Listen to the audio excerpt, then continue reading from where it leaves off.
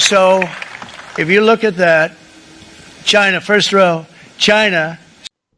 La política de la presidenta de México, Claudia Sheinbaum Pardo, de no pelearse y confrontar a Donald Trump, pues está dando resultados porque hoy que dio a conocer todos los aranceles recíprocos que plantea Donald Trump contra el mundo, pues México salió bien librado porque no apareció ahí.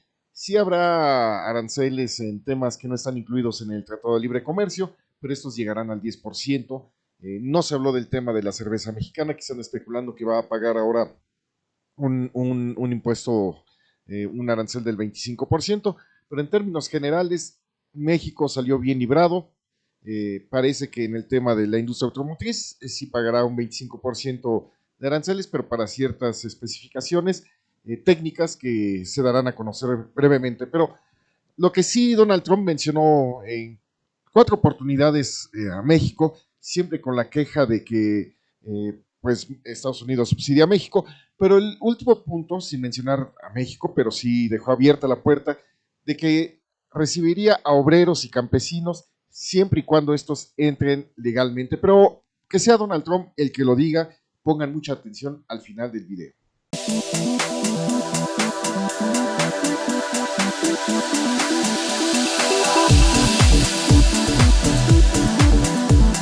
Keep them in business. In the case of Mexico, it's $300 billion a year. In the case of Canada, it's close to $200 billion a year.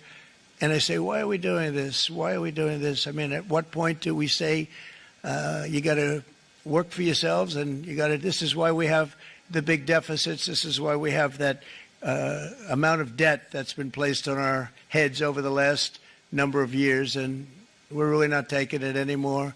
Through non-tariff barriers, the European Union bans imports of most American poultry. You understand? They say, we want to send you our cars, we want to send you everything, but we're not going to take anything that you have. Australia bans, and they're wonderful people and wonderful everything, but they ban American beef, yet we imported $3 billion of Australian beef from surrender. We cannot pay the deficits of Canada, Mexico, and so many other countries. We used to do it. We can't do it anymore. We take care of countries all over the world. We pay for their military.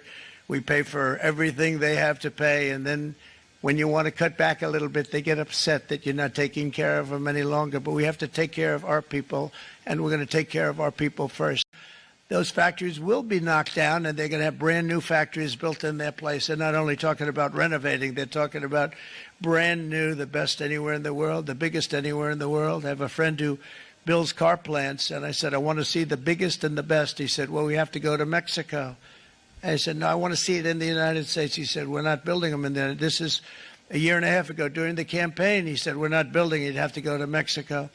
When I was starting to decide to run, and I went to number one in the polls very rapidly, I want to say, like let's say in the first hour, and then shortly thereafter, it looked like I was going to win, and the fake news was saying, "Oh no, don't do this." What they don't know is if I didn't win, they would have really been in trouble, because nobody wants to read them anyway. But I tell you what, when it looked like I was going to win, I announced that I was going to be doing exactly what we're talking about today. Great consistency, actually, because I've been talking about it for 40 years. But because I saw what was happening 40 years ago. If you look at my old speeches when I was young, very handsome, they want Tren de Aragua, and they want MS-13, the most vicious gangs ever. Nobody's ever seen anything like it. Absolute killer gangs. They kill people. They don't even think about it.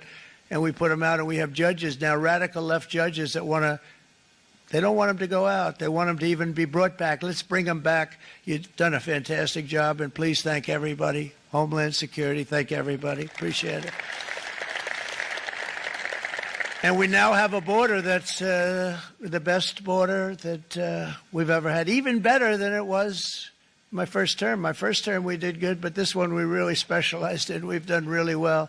And we had records then. We had the best, safest border 4 years ago. We had the best border there ever was. And now we have, you've actually matched it and done even better. And we're going to get it down the right way. And we want people, by the way, to come into our country, but we want the to come in through a legal process. We want them to come in legally. We need more people. We need people to run these plants and to help the auto workers and the Teamsters and the non-union people and everybody else. But we need people and the farmers.